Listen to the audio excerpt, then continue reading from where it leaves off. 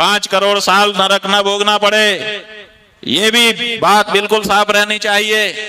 अगर आप बातों को ठीक से समझेंगे और गौ माता को राज्य माता के दर्जा बना करके केंद्र सरकार को भी पत्र लिखेंगे कि राजस्थान की जनता की पुकार पर हमने राजस्थान माता के रूप में गौ माता को स्वीकार किया है। केंद्र सरकार से भी हम अनुरोध करते हैं कि भारत देश की जनता की मांग को स्वीकार करके उनको भी राष्ट्र माता के रूप में गौ माता को प्रतिष्ठा देनी चाहिए।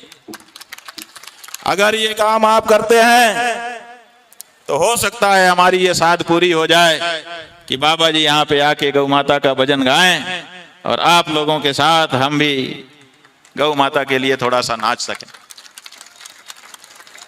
और नाच तो होगा, चाहे ये वाला हो और चाहे दूसरा वाला हो।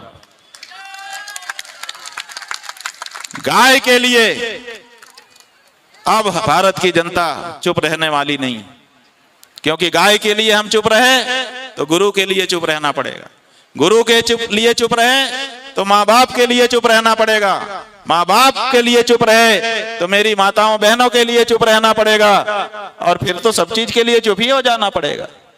तो ये हम नहीं चाहते कि हमारी संस्कृति, हमारी सभ्यता, हमारे धर्म के ऊपर कोई उंगली उठाए और हम उसको सह लें। हम सहनशील हैं लेकिन अपने सम्मान के प्रति सहनशील नहीं है। हमको भूखा रख दो चलेगा, हमको जेल में डाल दो चलेगा, हमको गोली मार दो चलेगा, लेकिन अपने पूज्य पुरुषों का, अपने पूज्य प्रतीकों का अपमान अपनी आंखों के सामने सहन करने के लिए हम तैयार नहीं। और गाय हमारा सबसे बड़ा प्रतीक है, हमारे धर्म का प्रतीक है, हमारा देवता है, हमारी माँ है, हमारा सब कुछ है। इसलिए उसके सम्मान के लिए आपसे बड़े विनय के साथ अनुरोध कर रहे हैं, जैसे राम जी ने समुद्र के किनारे बैठ करके किया था। 1 दिन, 2 दिन, 3 दिन भी किया था, कोई ऐसी बात नहीं है। लेकिन अंत में जब अनुरोध स्वीकार नहीं किए जाते हैं तो फिर संघर्ष के लिए भी तैयार होना पड़ता है। हमको आज आपके राजेंद्र सिंह राठौर जी जो यहाँ आए थे, यहाँ पर बैठे हुए थे, उन्होंने ये तलवार भेंट की है। ये देखिए,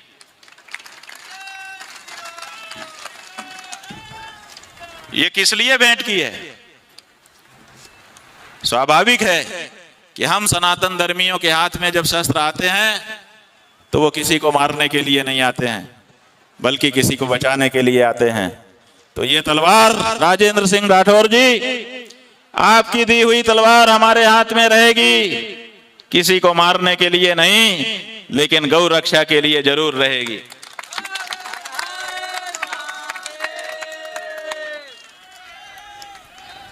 और हमने निरूपण कर दिया, गौ रक्षक गुंडा नहीं होता, गौ रक्षक धर्मवीर होता है, माता का बेटा होता है, सच्चा पुत्र होता है। इसलिए वो अपना काम करेगा। हम हिंसा का सहारा नहीं लेते, नहीं लेंगे, लेकिन जब हिंसा की जाएगी तो प्रति हिंसा के लिए हम कमजोर भी नहीं रहते। अपनी तरफ से हम वार नहीं करते और किए गए वार के प्रतिकार में हम विलंब भी नहीं करते। यही हमारी सदा से पहचान है।